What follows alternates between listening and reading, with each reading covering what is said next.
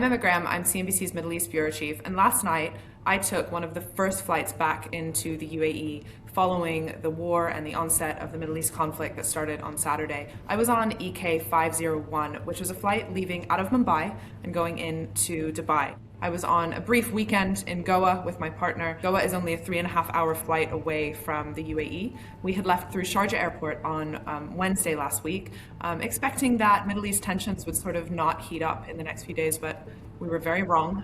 But by the time it reached Sunday, we realized our flight, which we were supposed to take on Sunday afternoon to get back in time for work on Monday, was canceled. All flights had been canceled, UAE airspace closed, so we had to make other arrangements. We realized that we could take a flight out of Mumbai. When we got to Mumbai, we took a look at the departures board. We saw an Emirates flight leaving. Destinations like Riyadh, Kuwait, Bahrain, all over the world, all closed, except for one flight at 2:20 a.m. to Dubai. We both looked at each other and thought, well, let's try and get on this flight because we don't know when we're going to be able to get home.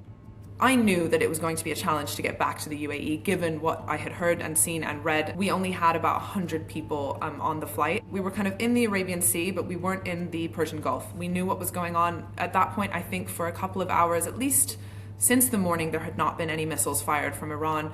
But it wasn't an easy journey because during the flight, about 20-30 minutes from landing, we hear the captain. We thought that he was going to tell us that this plane had started its descent to Dubai. Instead, he said that we have been directed by air traffic control in the UAE to turn around and go back to Mumbai.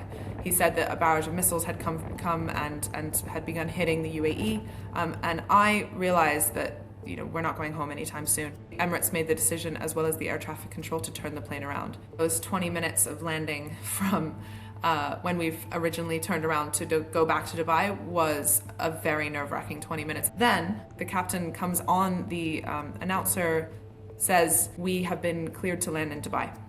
So that was about 10-15 minutes after that original announcement. There was elation in the cabin. There was clapping, there was cheering. It was kind of just a sigh of relief. When we were in the air, I spoke to one of the Emirates team members. I said to her, how is it safe that we're flying back into UAE's airspace? And she said, we are being accompanied by 2 UAE fighter jets.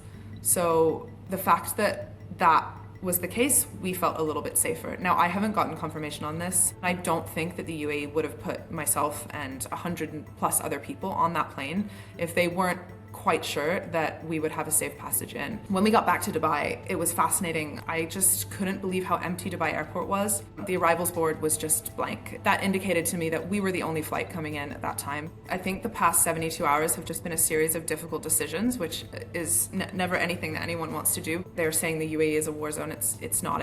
I'm here, it's safe. I've heard a lot of fighter jets being home, but I haven't heard any explosions as of yet. I've been in the UAE about 13 hours now. The decision to come back to the UAE for me and for my partner was that our jobs are here, our lives are here, my team is here. I did not feel right about being outside.